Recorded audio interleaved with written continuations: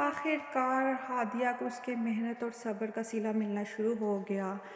उसकी खिदमत जो है वो रंग ले ही आती है और फैज़ान अपने दोस्त से इस बात का इजहार कर देता है कि उसे हादिया से मोहब्बत हो गई है। वो कहता है कि उससे मोहब्बत की अदाकारी करते करते न जाने मुझे कब उसमें दिलचस्पी महसूस होने लग गई, मुझे पता ही नहीं चला। अब ये सारी बात सुन के फैज़ान का दोस्त ये सारी बात जो है वो रिमशा तक पहुँचा देता है। अब रिमशा से ये बात किसी तौर पर भी हज़म नहीं होती कि हादिया की मोहब्बत में फैज़ान गिरफ़्तार हो जाए और सारे किए किराए पर पानी फिर जाए। उसने इतनी मेहनत से फैज़ान जैसे अमीरज़ादे को फंसाया है कि सारी उम्र इससे खाएगी, ऐश करेगी। मगर ये क्या, फैज़ान हादिया में दिलचस्पी ज़ाहिर कर रहा है तो इसका मतलब है कि वो मुझसे निकाह नहीं करेगा। वो अपनी माँ के साथ भी गुस्सा करती है और चीखते हुए कह देती है, मैं कभी होने नहीं दूँगी। मैं उस हादिया को फैज़ान के दिल में कभी जगह नहीं बनाने दूँगी। लिहाजा रिमशा की माँ भी फैज़ान को फ़ोन करके कह देती है कि तुम रिमशा के साथ जल्द से जल्द निकाह की तैयारी करो, वरना ये ना हो कि मैं ये सारा मामला सबके सामने खोल कर तुम्हें बदनाम कर दूँ। दूसरी तरफ निताशा जो है वो भी अपनी माँ को प्रेशराइज़ कर रही है कि मैं घर वापस आना चाहती हूँ, मुझसे गलती हो गई।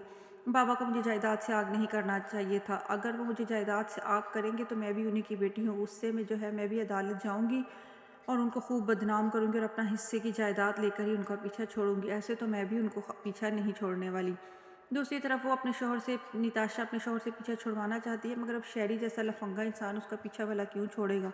वो तो चाहता है कि ये अपने बाप से दौलत और जायदाद में हिस्सा ले और वो खूब उसकी दौलत और जायदाद को लूट लूट कर खाए।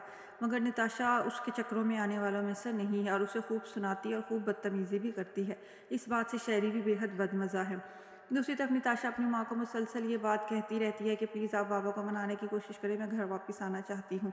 लिहाजा निताशा की माँ भी यही चाहती है कि निताशा घर वापस आ जाए, जो उससे गलती हो गई है उसको माफ़ कर दिया जाए।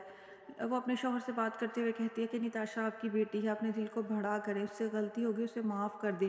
शहरी जैसे इंसान में उसे कभी भी दिलचस्पी नहीं थी, अब वो उसे छोड़कर हमारे पास वापस आना चाहती है, तो आपको चाहिए कि अपनी बेटी की गलतियों को माफ़ करके उसे गले से लगा ले।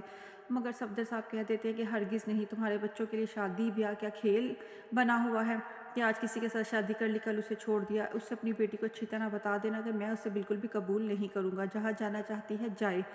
अब इस बात से शीना बेहद परेशान हो जाती है कि वह सफदर को आखिर कैसे मनाए। दूसरी तरफ सफदर तो आजकल बेहद जज्बाती भी हो रहे हैं और बात बात पर शीना को कह देते हैं कि मेरी औलाद ने कभी भी मुझे सुख का सांस नहीं लेने दिया, मेरी किस्मत में तो औलाद की खुशी देखना जो है वो है ही नहीं।